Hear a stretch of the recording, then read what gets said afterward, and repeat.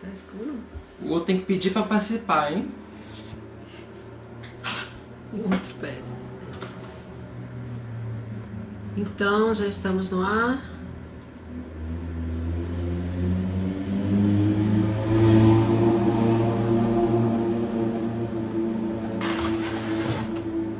Sulipa. Não tá parada a imagem lá. Geraldo. Geraldo já chegou? Já entrou. Boa tarde. Não sei se ninguém tá me ouvindo. Tá. Pergunta se o povo tá ouvindo. Vocês estão me ouvindo? Pergunta como é que tá o som. Eu não tô ouvindo ninguém ainda. Alguém. Não tem ninguém falando, minha mãe. Será? Não tem ninguém falando, não. Então.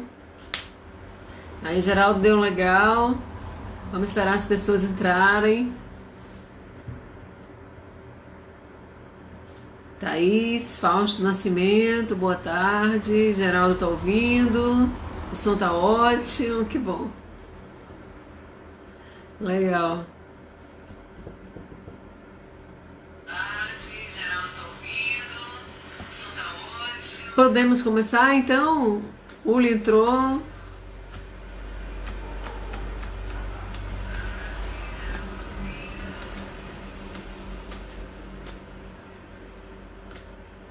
E aí, já posso chamar Geraldo?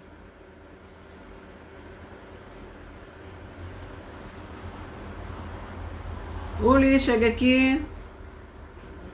Jesus. Hoje a gente vai falar com um poeta especial que é Geraldo Lavigne, de Ilhéus. Bom, conheci como pessoa de Ilhéus. Vamos falar sobre a poesia dele, o que ele pensa e quão interessante é. Marcos Loed entrou também, Caio Reis, obrigada pela presença.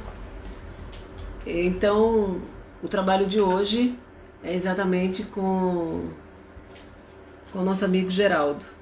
E de Geraldo a gente pode esperar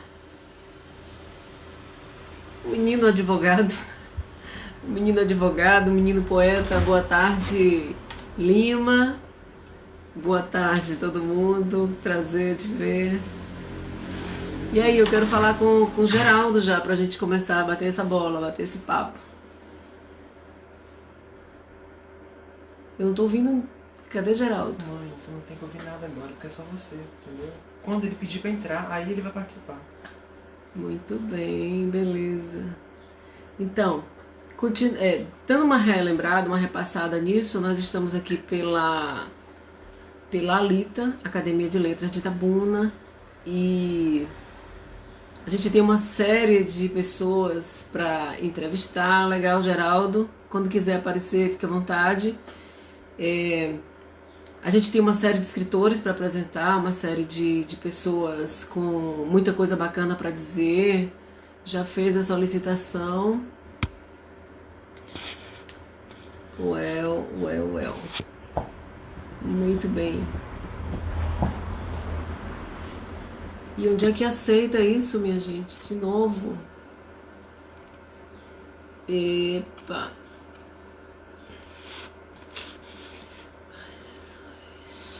Onde aceita, Geraldo? Me diga aí. Bom, então é isso.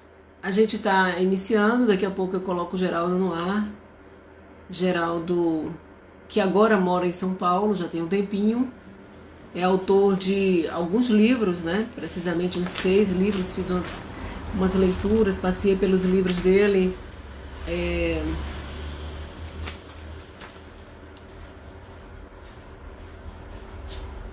Veja aqui que ele... Como é que eu chamo, Geraldo, para entrar? Ele pode solicitar pra... Ele já entrou. Fiz a Mas solicitação. aí você tem que aceitar, você tem que aceitar. Você aceitou na hora? Não. Que eu não sei as teclas. Pede pra ele repetir.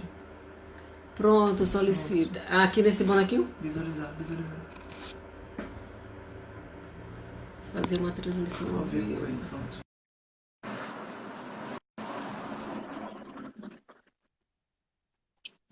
Thaís Simões. Acho que agora foi. Ai, agora foi. Aí, agora foi. Estava preocupada de eu não saber lidar com isso novamente, porque eu nunca sei. Toda hora me escapa tudo. Tudo bom, Geraldo? Tudo bem, sim, tudo em paz. E você, como é que tá? Tranquilo aqui. Li a sua poesia. É surpreendente que. Tá ouvindo bem? Tô ouvindo sim, é porque a gente tava com outro celular aqui e o barulho tava para não entrar na nossa transmissão. Sei. É. Mas então, é surpreendente que a gente perceba no seu currículo pessoal tanto estudo, né, tanta dedicação, você e demonstra isso na preocupação que você tem na literatura, nos seus temas. É, como é que, Geraldo, deixa eu te dizer, vou começar por São Paulo mesmo. É muito instigante a sua fala sobre São Paulo e um trecho do poema que você falou sobre o pôr do sol de São Paulo, né? Onde é que está? Anotei tantas coisas aqui. Mas você fala que o sol se põe entre prédios, né? É, É uma visão bastante diferente do céu aberto, bastante diferente dessa.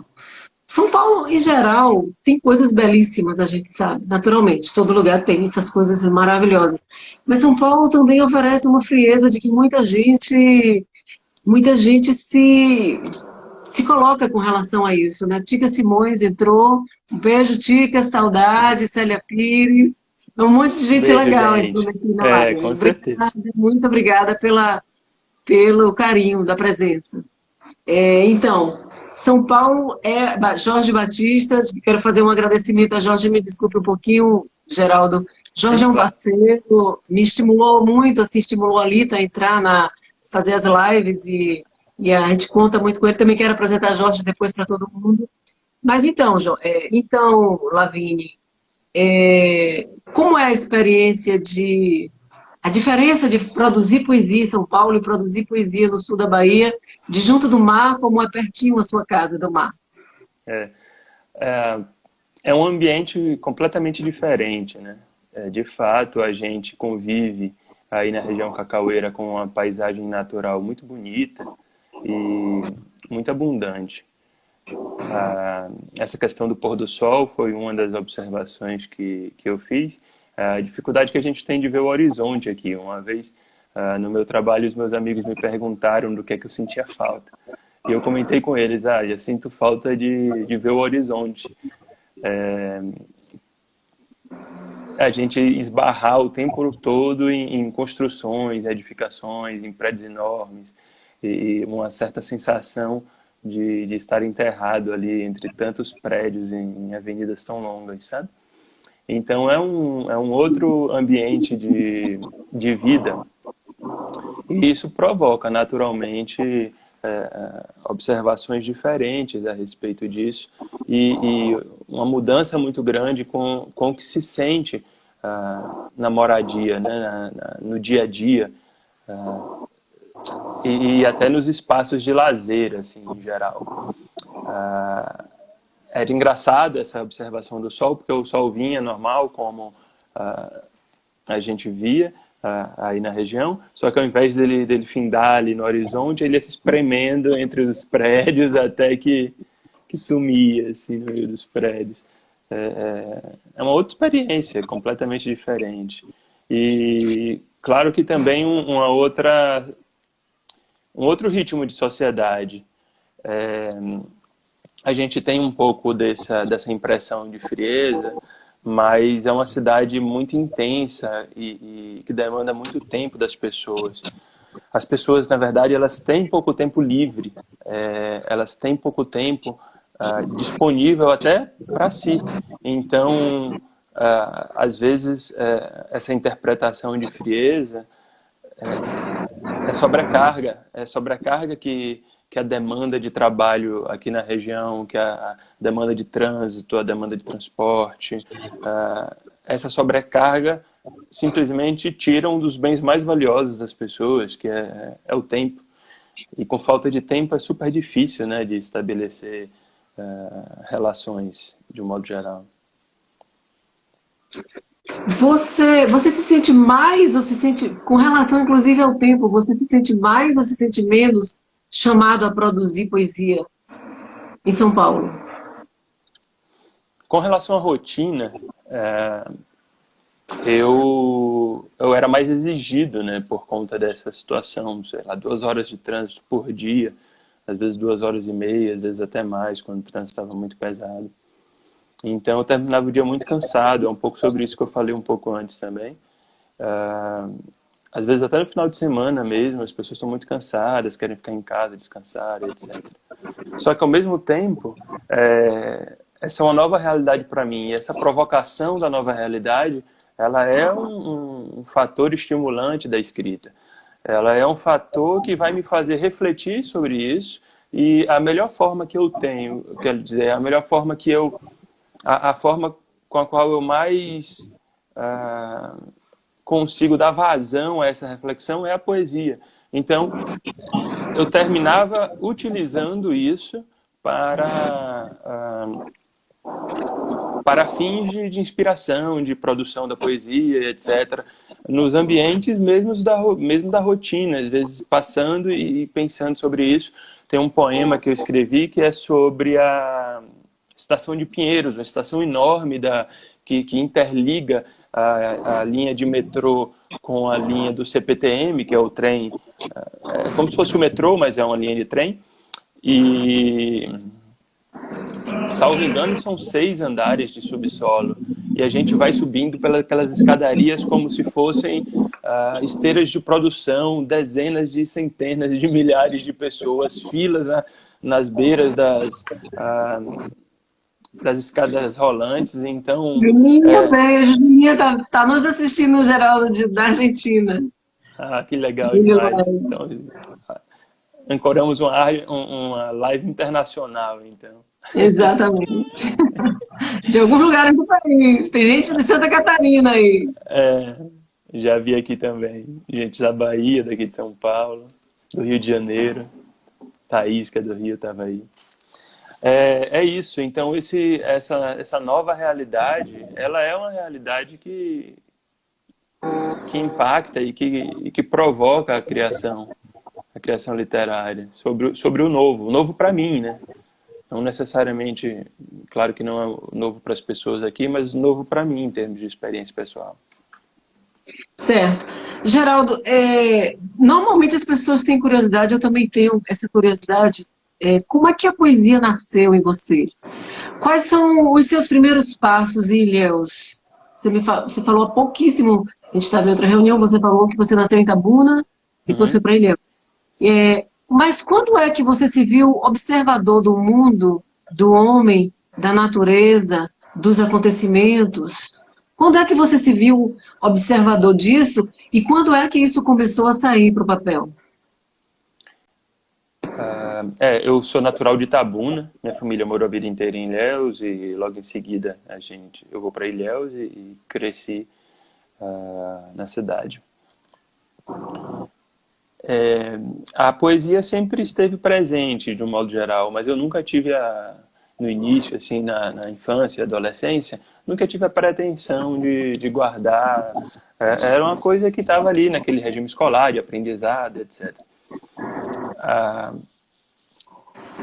A sensibilidade sempre foi presente. Depois, eu conversando com minha irmã, eu pude notar a respeito disso, de como, de alguma forma, eu fui sempre muito sensível para os fatos que estavam ao meu redor. E que, de alguma forma, isso impactava no meu humor, na minha semana e etc. Baísa até me fala, com uma advertência bem maternal: Geraldo, cuidado com a sensibilidade, ela é uma faca de 2 gumes, porque você pode usar ela para escrever um bom poema, mas você pode se machucar. E isso é muito bonito da parte dela, uma advertência que eu sempre me preocupo em manter viva. Em 2004 foi um ano muito intenso para mim. Eu tinha 17 anos, foi o ano que eu perdi meu pai, foi um ano que eu passei mais tempo fora de casa, um ano que para mim foi um ano bem difícil. E é a partir desse ano que eu passo a escrever a poesia já com um propósito de guardar, de querer que isso se torne uma atividade minha, pessoal, que eu possa desenvolver isso enquanto labor, etc. E ela veio mesmo como uma forma de me expressar. Inicialmente foi a minha maneira de lidar com todas aquelas dificuldades que eu tinha, e uma forma de pôr para fora sentimentos que estavam guardados, que estavam em ebulição dentro de mim. Até o início das coisas que eu escrevo são poemas, são versos muito tristes, assim, e que é o meu primeiro livro, A Espera do Verão, e etc. Até algumas pessoas que me conheceram depois, como a mãe de um grande amigo meu da faculdade, a mãe de Lucas Nogueira, ela me conhece depois de ter lido os meus poemas. E eu sempre muito brincalhão, muito risonho, etc. Ela, menina, não acredito que você é uma pessoa sorridente, alegre. Eu lia seu livro e tinha vontade de chorar. Ai, pelo amor de Deus. Mas qual livro? Porque o primeiro é Fogo em Massapê, você já muda isso, né? É isso, o primeiro é A Espera do Verão. Massapê, A Espera do Verão, e parece que você tem muito questionamento a respeito do homem, e de ver muito assim, é como se o homem fosse um elemento intruso, malvado às vezes, perverso, porque como você lida diretamente com a natureza, com aves, com árvores, com o meio ambiente, né? O meio ambiente entrou em você naturalmente antes de você fazer o mestrado, né? Já entrou pelo viés da observação, né? Sim, pelo viés da observação, como eu disse, a região da gente tem uma paisagem natural muito bonita. A gente tem essa questão da cultura do cacau, que tem uma relação muito forte com o assunto ambiental, inclusive viria a ser o tema do meu mestrado, o meu tema de pesquisa. E imerso nessa situação da região cacaueira, conhecendo a lavoura por dentro, e a cabruca, e etc., a natureza sempre foi uma questão presente na minha vida. Meus pais adoravam assistir ver o nascer do sol, ou o pôr do sol, ou o nascer da lua. Às vezes meu pai chegava do trabalho e levava todo mundo para a gente ir para a área rural para poder ver a lua nascer de lá da área rural, e coisas interessantíssimas nesse sentido. A ligação dele também com vegetação, com árvores e tudo. Então... Você teve, a gente poderia dizer que você, Rui Povas entrou, um abraço, você teve então um aprendizado de como admirar e como respeitar a natureza? Sim, Isso eu foi uma tive. coisa aprendida também? Sim, eu tive.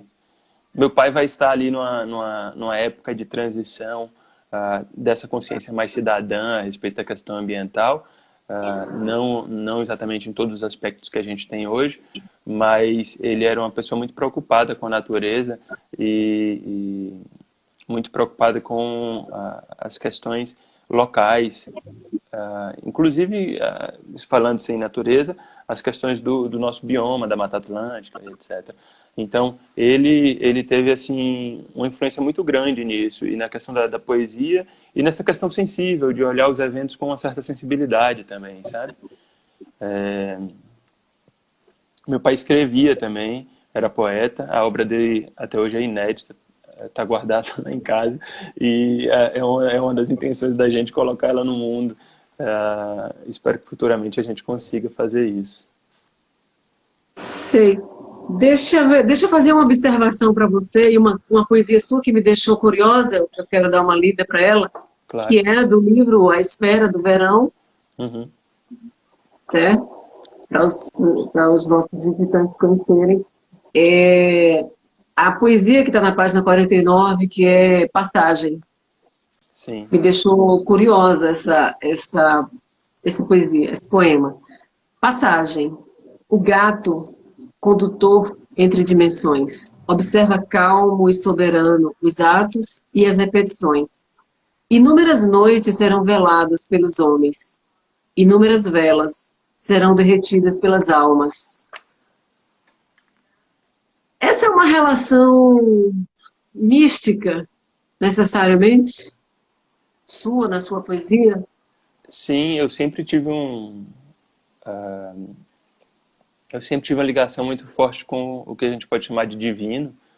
A minha família vem de uma tradição cristã muito forte, do cristianismo apostólico romano, mas a nossa região é uma região que as religiões se misturam com muita força. Eu tenho amigos de diversas religiões e frequento espaços de diversas religiões, e meu pai também frequentava espaços de diversas religiões, e essa questão do gato, ela não tem necessariamente a ver com uma religião específica, mas tem a ver com esse misticismo. Eu falei um pouco das religiões antes porque é a questão entre a vida e a vida presente, a alma, né? A vida futura, pós-morte, etc. E de como aqui tem um pouco daquela marca do catolicismo, do pecado e da culpa, né? Que não vai ocorrer em outras religiões.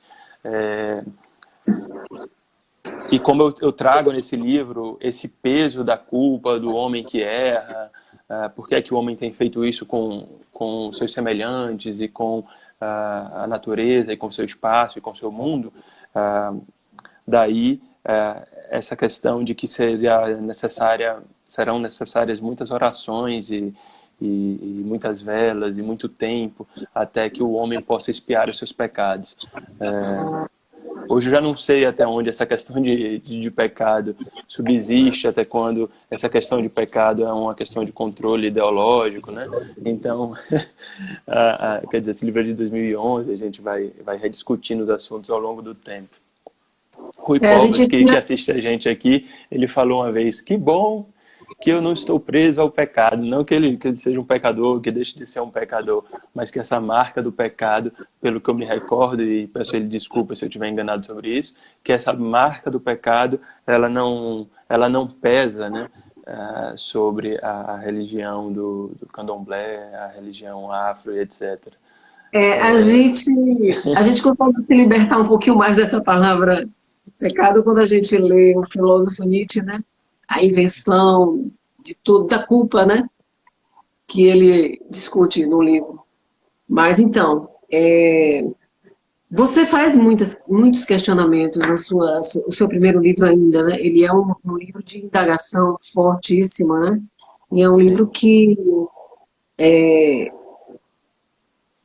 trata também do introspectivo do outro, né? Mas isso a gente vai ver mais em Massapê. Em Massapê você abre com uma coisa muito bonita. E você é dessas pessoas que acorda todo dia olhando o universo de um modo diferente? Por exemplo, aqui você abre o livro dizendo, para a vida, é uma dedicatória, para a vida, uma flor selvagem que desabrocha a cada dia. Você acorda com essa perspectiva, você tem essa relação com o dia amanhecendo e essa importância fundamental na vida do indivíduo humano? Sim, essa percepção de viver cada dia e de como cada dia pode ser diferente, de como cada dia pode ser desafiador, e de como a gente precisa lutar para estar vivo a cada dia.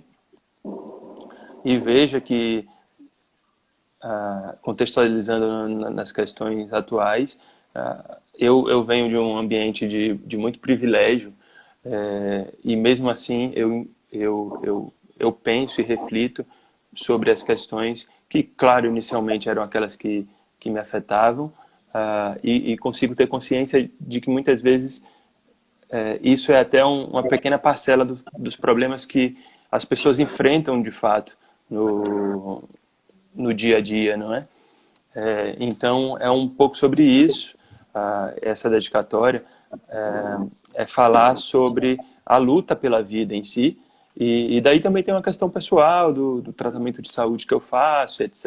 É um tratamento muito complicado e é um tratamento que eu precisei enfrentar bem essa discussão de vida e morte e superar isso até, né? sei lá, e até esquecer de alguma forma também, porque senão a gente fica preso nesse círculo, nesse ciclo. Você continua no livro Massa P, você tem, não quero parar nessa continuidade, no livro Massa P você já abre um florescimento da vida. Já é um outro momento, já é outra percepção, é a natureza mais colorida, mais vibrante, mais que pulsa mais assim, naquilo que a gente acha de mais bonito, que salta aos olhos. Uhum. Eu fiz um esforço grande, pessoal, para me desvencilhar dessa literatura, não que eu achasse ruim, mas eu fiz um esforço para tentar me desvencilhar dessa literatura, que era uma literatura que falava muito do não, da negação, da dificuldade, do problema. Não que eu quisesse transformar o poema num poema de autoajuda, num poema de solução para a vida das pessoas, mas realmente pôr o outro lado da dualidade. As coisas todas são assim, tem seus dois lados, no mínimo, né, dois lados. Então, a Massa P é resultado de um esforço disso, de tentar rever a minha literatura do outro lado. E eu falo um pouco, a partir disso também, das minhas boas memórias de infância, da minha região, e não consigo deixar de discutir determinados assuntos que me incomodam sobre isso também. Então, o livro ele termina também tratando sobre isso. Eu coloco aqui que você continua preocupado. Agora você já teria uma visão mais do homem andarilho, mais do homem despossuído da sorte. Mais um homem que está a esmos, vamos dizer assim. Você já foi um pouco para esse Sim. lado. É como se o homem tivesse espoliado da sorte. Eu trato individualmente algumas figuras dentro do livro e algumas determinadas atividades para, a partir delas, discutir de uma forma dedutiva, ou de uma forma indutiva, né? A partir delas, discutir o geral, discutir determinadas posturas das pessoas, etc. Então, eu termino me aproveitando, às vezes, de alguns ofícios. E essa questão do homem estar espoliado e perdido, eu acho que ele vem se arrastando aí desde o primeiro livro. A poesia que eu escrevi foi sempre voltada para esse viés existencialista. Vai desaguar agora no meu último livro, que é Poética da Existência. Vai ser mais forte ainda. Mas ele assim, tá bem diferente da Espera do Verão, porque é uma outra discussão de existência, é uma discussão de detalhes, de coisas do dia a dia, dos pequenos detalhes, até coisas maiores. Não é mais aquela coisa do ser ou não ser exatamente, ou da questão do bom e do mal, do bem e do mal, ou por aí vai, sabe? Que essas discussões estão ali dentro dessa minha primeira poesia. Da A Lu está aqui dizendo que o livro está lindo, que ela amou, que a poesia está mais amadurecida. Muito obrigado, Lu. Lu Poesia. Deixa eu te falar de uma poesia que me chamou a atenção, porque você cita um autor diretamente, que é Gigante da Floresta, que está em Massa P. Aí você diz, Gigante da Floresta. Durante muitos anos, os ancestrais contaram a lenda do Gigante da Floresta. Os seus 48 metros fazem das grandes árvores pequenos arbustos. Dão à vegetação o sentimento de relva. Os animais parecem pequenos insetos, e os insetos somem na imensidão. Ele impera nas densas matas de Camacan, que anoitecem os dias, onde apenas Cajango, ou Adonissos, ou está no coração da selva, na brenha, de serra retorcida, apontando o céu, a confundir nuvens com brumas, majestoso e imponente, porque a dupla adjetivação é obrigatória para aquele Jequitibá. Que Jequitibá é esse? É o mesmo Jequitibá do cantor nosso de Guararema, Serra do Jequitibá? Eita, eu não sei exatamente se vem a ser Ele o mesmo faz Jequitibá. ele tem uma música maravilhosa sobre Serra do Jequitibá. É o nome da música. Serra do Jequitibá. Mas o que Jequitibá Ah, é uma legal. árvore muito alta, né? É, Você teve um Jequitibá de estimação? não, não tive. Esse Jequitibá ao qual eu me refiro no poema é um Jequitibá que de fato existe em Camaquã e ele venceu um concurso como a maior árvore, o maior Jequitibá do Brasil. 48 metros, né? É difícil de ter uma árvore desse tamanho em pé hoje. Quer dizer, em pé e conhecida. Ele existe de fato. E eu querendo homenageá-lo e também, por outro lado, repleto dessa literatura de Adonias, que é uma literatura muito poética. A redação de Adonias a narrativa dele é uma narrativa com muitas imagens, com muitas sensações, é uma sinestesia muito grande de cores, cheiros, sensibilidade. É incrível, assim. E como ele narra aquela questão da entrada e da proteção que Cajango vai ter nessas matas, né, tão densas de lá de Camaquã. Acho que ele vai procurar, se eu não me engano, o pai, ou eu acho que é o avô, que é um caboclo. Não, quando ele vai para a mata, quando ele entra na mata, ele já está completamente liberado da fuga. É do livro Corpo Vivo. Ele vai com a mulher dele, Malva, né? E ele já entra na mata para praticamente encerrar um passado de violência. Encerrar um passado. Já é a sinalização de Adonias que vai falar a busca pelo amor, que já é encontrado, mas aí essa mata fechada, ela praticamente encerra uma estação de luta, de sangue, de muita dor na vida de Cajango. E essa mata realmente parece que ela tem uma cerca muito poderosa, que para entrar ali é preciso você ter sido filho naturalizado, morador frequente da mata, porque outra pessoa não entra numa mata tão densa, não entraria numa mata tão densa daquela. Mas já é ele com Malva, casado, se livrando do passado. Já é uma vida nova, uma vida promissora. Exatamente. Mas é muito bonito. E aí eu aproveitei um pouquinho dessa magia que Adonias conseguiu transpor no livro, né, em Corpo Vivo, como você bem lembrou do título, e aproveitei isso para fazer intertextualidade no poema. É bacana. Qual é a poesia que você gosta mais? Tem uma que você gosta mais?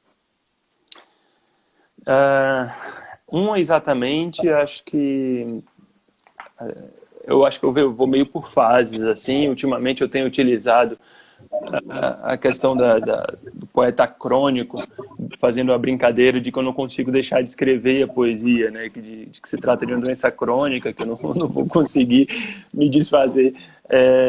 E ela é uma poesia que me deixou muito feliz, um poema que eu fiquei muito feliz por ter escrito. Eu posso ler ele aqui até.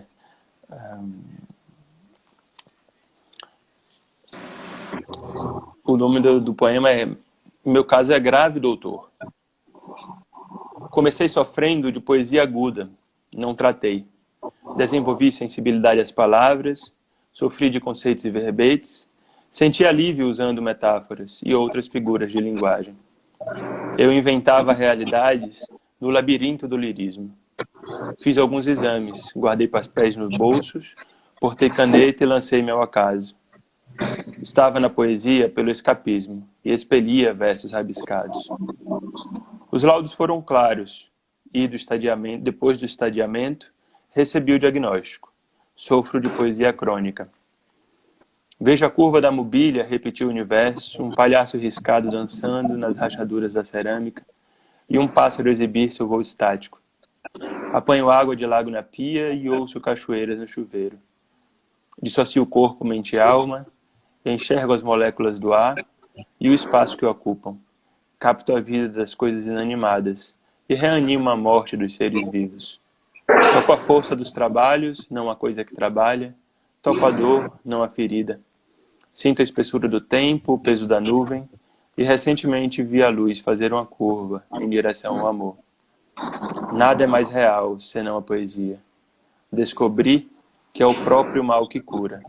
Hoje trato-me com poesia na cintura. É o reconhecimento, né? É, De que a poesia preenche você, inunda você. sim. Você. Desculpa, pode falar. Não, continue, fale.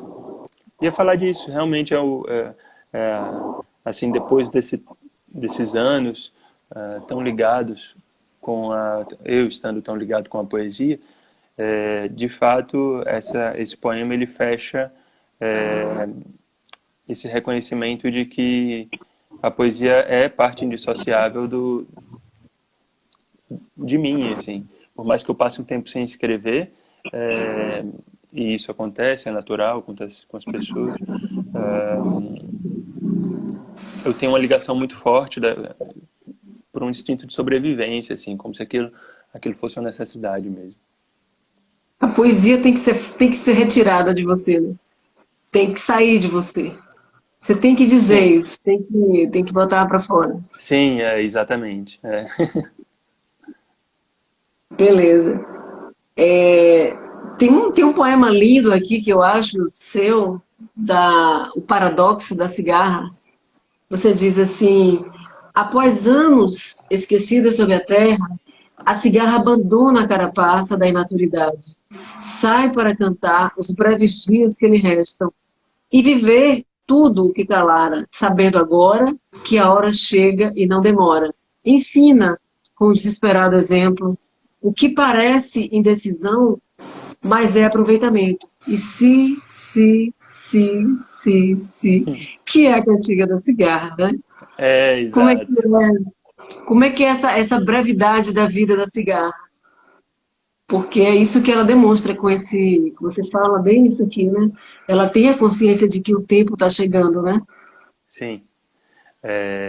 Ela tem a consciência dessa questão do tempo e o ciclo de vida dela passa por essa transformação, né? De quebrar a carapaça. E é justamente nesse canto dela, do si, que ela faz essa fase da transformação também. Então,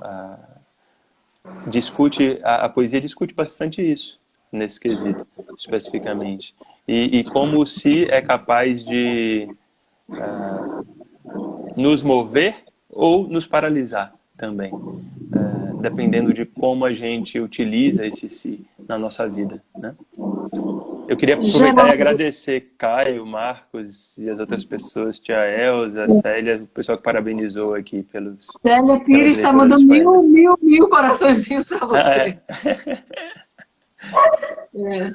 Eu não sabia Obrigado. que Célia Pires é daqui de Itajuípe. Eu não sei. Eu Desculpa, eu conheço não a Célia conheço. Pires, aqui não está dando para ver direito. Pode ser daí de Itajuípe. Eu também não conheço esse perfil que está aqui marcado.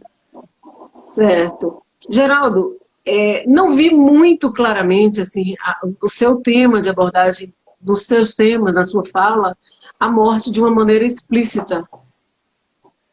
Você lida com isso como, em algum momento dessas coisas todas, existe essa morte? Como é isso? Agora, por exemplo, você, nessa questão dos 100 mil mortos que nós estamos tendo aqui no Brasil, você fez um poema, um luto, né?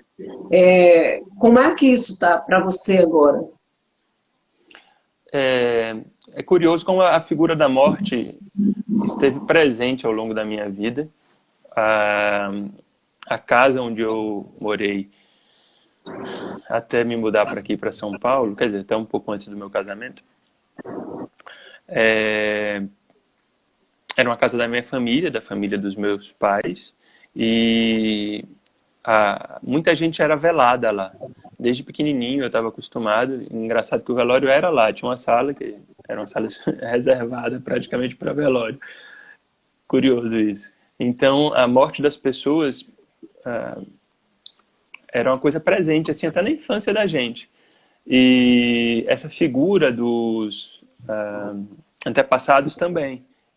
A maioria deles falecidos.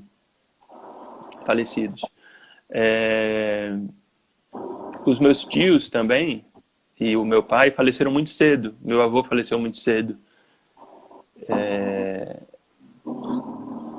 Eu tinha essa sensação da questão da morte muito presente.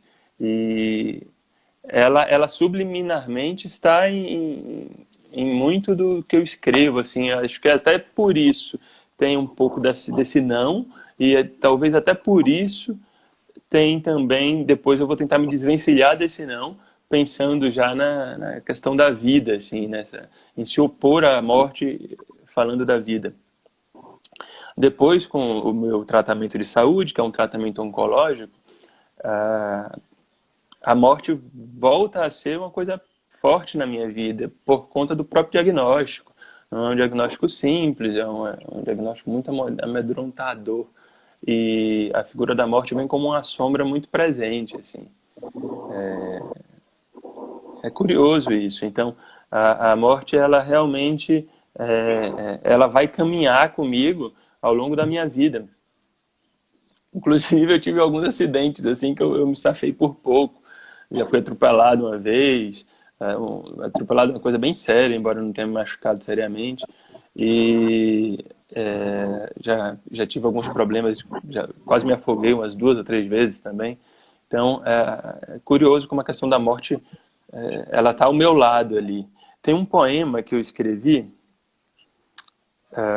em alguma sinceridade, que ele fala um pouco disso, e às vezes, quando eu penso na morte, eu vejo como às vezes o poema tinha uma mensagem para me dar antes de eu ter consciência dela, quer dizer, uma coisa que vinha talvez até do meu subconsciente, e que, com atenção à poesia, aos versos que escrevo, talvez eu consiga compreender melhor os meus sentimentos.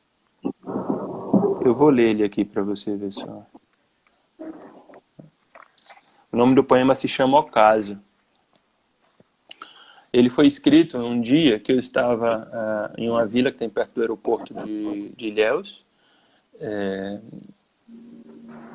Eu digo vila porque é uma vila de, se não me engano, de funcionários do aeroporto. Não é que a região seja uma vila, não. É a região urbana da cidade, né? E de lá dá para ver o pôr do sol ali naquele manguezal do aeroporto, que dá ali para o Vilela, né? Sapitinga e o Vilela do outro lado da Bahia. Revoada de andorinhas imita monomotores em esquadrilha exibicionista. Vejo o sol baixar entre diversos matizes no manguezal do engenho com cachoeira. O verde ressalta com suas mensagens. Jandaias praguejam, escondidas na amendoeira. Será que cupins alados pousarão sobre o lastro que me sustenta? Talvez seja mais um poente. Talvez o ocaso seja o acaso em mim. E depois eu notei como essa parte final falava um pouco dessa questão da morte, da gente ter a semente da morte, da gente carregar a semente da morte o tempo todo. Engraçado que eu embora tenha escrito isso conscientemente, essa leitura, essa interpretação, esse amadurecimento sobre o verso, e até esse recobrar da consciência, ele acontece futuramente de novo, né? Acontece de novo quando eu faço releitura do poema. Então é engraçado como a morte está assim. Talvez eu já esteja divagando aqui sobre sua pergunta, mas é engraçado como a morte está assim como uma semente na vida da gente, né? É isso. É porque a morte e a vida são assim a mesma moeda, né? A mesma moeda da vida. Não haveria vida se não fosse a morte, mas essa perspectiva de morrer para renascer. Todo dia o sol morre para nascer de novo, né? A noite morre para nascer de novo. E aí a gente, baseada nesse parâmetro, a gente tem um sinal de que a vida é todo dia essa construção e construção e desconstrução, né? Mas o que a gente tem mesmo, receio, acredito, a boa parte da humanidade, é a finitude mesmo da vida, falando assim, pronto, fulano foi, agora não mais aqui. Então isso é bastante assustador. Mas não vejo isso diretamente, embora assim, eu vejo talvez a morte presente no seu texto, quando você fala da destruição do homem das coisas, né? A Uhum. destruição das aves, a destruição dos rios, a destruição... Essas coisas acabam sendo a finalização de processos longos de a morte natural. A Teolima está ali dizendo para a gente, Ademir. Mas é natural, mas a gente provoca coisas muito sérias, né? O homem. E aí, isso tem muito bem marcado na sua vida. Não como uma finitude, mas assim, você via talvez como uma perversidade do homem, como essa vontade de ter e ser e fazer que o homem tem, que sempre vai levar ele, não sei quando a gente vai repensar direito mesmo, e numa grande massa que contém essa destruição, né? A exemplo do que a gente ouve falar de que brevemente os oceanos estarão completamente abarrotados de plástico. Então, Sim. é uma coisa muito massiva, é o universo inteiro. O mar é uma coisa, assim, imensa, gigante, e está sendo destruída nesse ponto, assim, pouquinho em pouquinho. Então, assim, a sua preocupação ambiental com isso, você sempre teve, é uma linha constante, né? O que é mais presente que você nota na sua poesia? Qual é o É, tema, assim, mais recorrente da sua poesia? O que que não falta, assim, você pensar poeticamente todos os dias, vamos dizer? eu acho que o tema mais recorrente é a contemporaneidade. E daí essa discussão de como a gente encara a vida no dia a dia. Realmente, a questão da morte, ela é tratada muitas vezes como um aviso, né, nesses poemas, do tipo, olha, veja que é um motivo para poder agir melhor, para poder fazer as coisas de um modo melhor, para ser melhor enquanto pessoa e enquanto habitante do planeta. E eu acho que a grande marca do que eu escrevo, para mim, em termos de temática, é a contemporaneidade mesmo, é a vida presente, é o momento presente. Isso está muito marcado quando tem um evento que impacta muito a minha consciência. Eu geralmente escrevo, como foi esse poema agora, a respeito de termos atingido os 100 mil mortos por conta do coronavírus, ou um poema que eu escrevi para o Rio Doce, quando teve a questão da barragem que se rompeu lá, que chama-se acidente, né, mas não necessariamente um acidente. Então, essa questão de discutir o tempo presente e de como, através disso, a gente consegue ter melhores práticas e se renovar, acho que isso é o principal, assim, Tem de uma fala provocação aqui, que eu tento fazer. tem uma fala aqui de Ademir Lima, ele diz, somos mais um elemento da natureza. Somos um elemento da natureza. Uhum, Vivendo um ciclo, né? Com isso. começo, meio e fim. Então, é uma coisa assim, que deveria ser para a gente absolutamente natural. É. Normal. Você gostaria de É. ler o último poema seu, esse Luto? Eu Eu não acho que é um tenho poema, ele impresso, mas eu consigo abrir ele no computador aqui, um instantinho. é um poema bem recente dele. É interessante essa questão de começo, meio e fim. Teve um livro de Viviane Mosé que eu li, e esse livro dela, ela fala justamente, olha, eu vou falar, mas salvo engano, tá? Deixa logo a reserva aqui, porque ela é filósofa e aí a coisa pode complicar. O que vai nos diferenciar dos outros animais é a consciência da morte. Não a consciência da morte de que um dia a gente, não só isso de que um dia a gente vai morrer, mas é saber que um dia a gente vai morrer. O animal muitas vezes vive sem saber se vai morrer ou se não vai. Ele sabe da morte iminente, ele sabe do risco iminente da morte, de uma presa e etc. Quer dizer, de um predador. Mas ele não sabe que um dia ele vai morrer. E essa questão da consciência da morte, de cultuar a morte, de fazer essa cerimônia de passagem, etc., é isso que vai nos diferenciar dos outros animais, e que vai mudar o curso da vida dos seres humanos, né? Um pouco da leitura disso que ela fala. Salvo engano, o nome do livro é O Homem que Pensa. Bom, o que eu quis dizer isso é que, assim, a gente faz parte da natureza, a gente tem um ciclo de início, meio e fim, a gente tem a naturalidade da morte, mas a gente também tem um poder de reflexão sobre isso, né? A gente tem uma questão espiritual que nos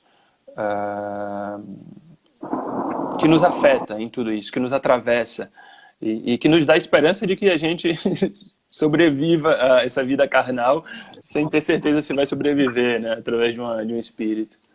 Professor Rui Póvoas, Geraldo, entrou e falou assim, e se formos meros acidentes? Ai, Rui, o Rui adora fazer uma provocação curiosa. Muito provocante, gente.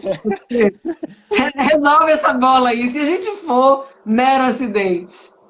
É o que a biologia nos diz, né? Que nós somos meros acidentes.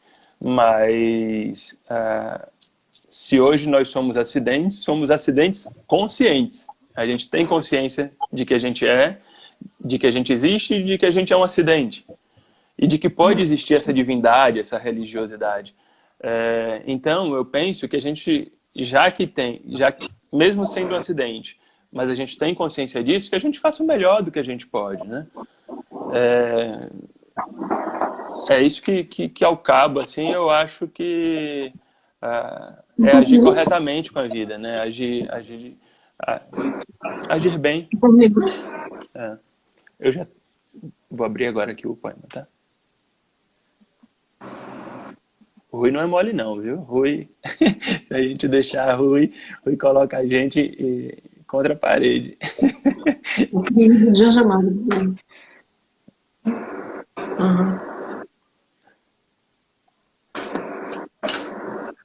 Inclusive, Rui falava sobre a dualidade na sexta-feira passada agora. Ele falou justamente sobre essa questão da dualidade que a gente falou um pouco mais cedo. E disse que existe essa questão da dualidade, de um modo geral, que não necessariamente... Quer dizer, ele usa até o termo binário, né?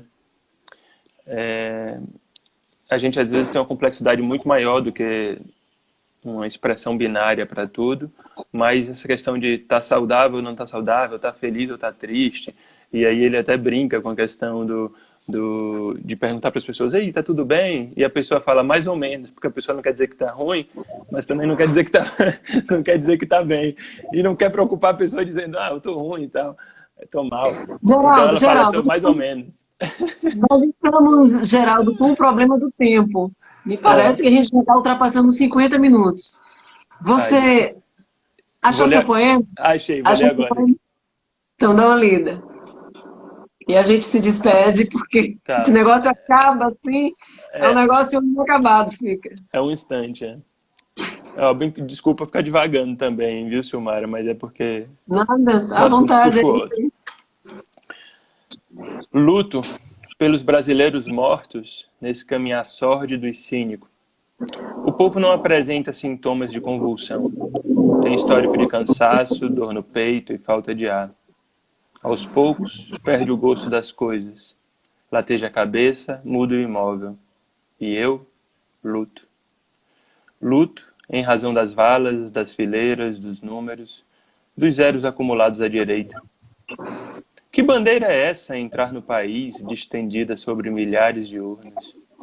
Estandarte em marcha, o mesmo laço de crepe, atado na lança que feriu o coração do povo, cinge a coroa de flores. Hastearão quantas flâmulas a meio mastro, até poderes finalmente... Enquanto isso, eu luto. É esse o poema.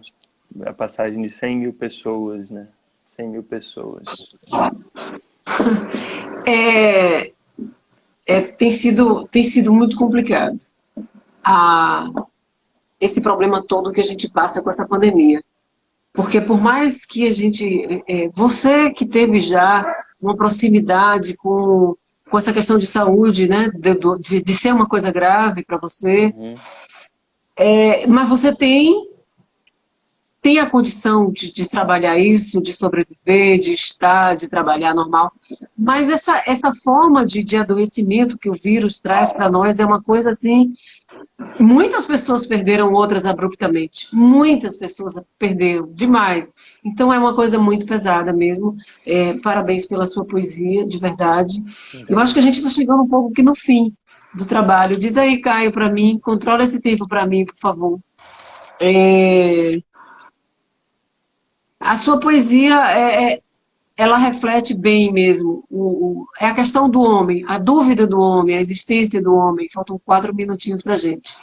E nós vamos continuar querendo ver seus poemas, suas poesias, nós vamos querer estar ligados a você, lhe desejar muita sorte, lhe agradecer muito. Já estou me despedindo porque faltam 4 minutos. Tá. Então que a gente esteja junto, certo? Bastante juntos. Eu quero agradecer a todos, Baísa, que disse que adora a sua poesia, Rui, todos que estiveram aqui. Muita gente falando da sua poesia que é muito bonita. E eu quero dizer que a gente vai ter, na próxima semana, na nossa live da Alita, a gente vai trabalhar com ideias penais na obra de Jorge Amado, porque Jorge Amado acabou de fazer aniversário agora, dia 10 de agosto, então eu quero ainda aproveitar esse mês de agosto para falar alguma coisa sobre ele. O livro que a gente que vai ser apresentado por Sérgio Habib é esse, Ideias Penais, na obra de Jorge Amado. Eu acredito que também vale a pena a gente bater essa bola, trocar essa conversa boa. E eu adorei falar com você, Geraldo. Lhe conheço, assim, desse tempo, de sua timidez, de sua generosidade no seu sorriso, no seu olhar, né? Você que é uma pessoa linda. Desejo muita sorte para você, muito obrigada. Todo mundo que participou da live, muito obrigada também. Tá? Eu também gostaria de agradecer, Silmara, o seu convite, que foi muito gentil, muito bom participar da programação da Alita, e muito bom estar aqui com você. Me lembro com muito carinho da primeira vez que a vi numa mesa, explicando sobre Luanda Beira Bahia. Nossa, foi encantador demais. E aí você leu um trecho do livro e eu fiquei apaixonado por aquele momento. E daí depois segui com tantas coisas de Adonias por conta disso também. De seu entusiasmo sobre a história de Adonias, etc. E esse seu modo de tratar a literatura com tanto carinho. Lhe agradeço muito, agradeço também a todos os presentes. Eu vi muitas mensagens de carinho aqui. E foi muito bom poder participar e discutir os temas que nós conversamos, tá? Eu quero dizer ainda que Rui Povos vai estar conosco daqui a 15 dias, certo? Olha ele falando ali. Já ele chega e eu vou Jorge Batista está nos devendo a data dele, tá? Então, assim, a gente tem muita gente legal para bater papo aqui no sul da Bahia. Muita gente mesmo. Muito. E você está tão longe de São Paulo, mas você é o sul da Bahia. Sim. Com certeza. Com certeza, tenho muita saudade daí. Você quer ler um trechinho mais de alguma coisa, uma frase, uma fala? Fique à vontade, Geraldo. Falando nisso, vou ler Pertencimento aqui, que foi o poema que abriu Massapê, e fala um pouco sobre essa questão da vida rural. O meu umbigo foi enterrado nas terras pretas do curral, no meio do mijo e do esterco. Os meus pés virgens foram postos nos atoleiros dos encharcados. As minhas mãos foram dadas ainda cedo às coisas do campo. Os meus braços conheceram a tiririca e as minhas pernas o cansanção. Contra minha pele investiram muriçocas, abelhas e marimbondos. Fui içado sobre o lombo do cavalo e dele caí como aprendiz. Quando chego aos caminhos que conduzem a este solo, retorno ao meu peito e habito o meu coração. Não há lugar no mundo que substitua a lama que consumiu o meu umbigo. Muito amor pela minha terra. Você está fazendo um link de pensamento com Adonias Filho, que diz que não há rio igual no mundo ao Rio Amada. Olha só, que lindo, E né? ele disse isso visitando um rio na Alemanha, Muito bom.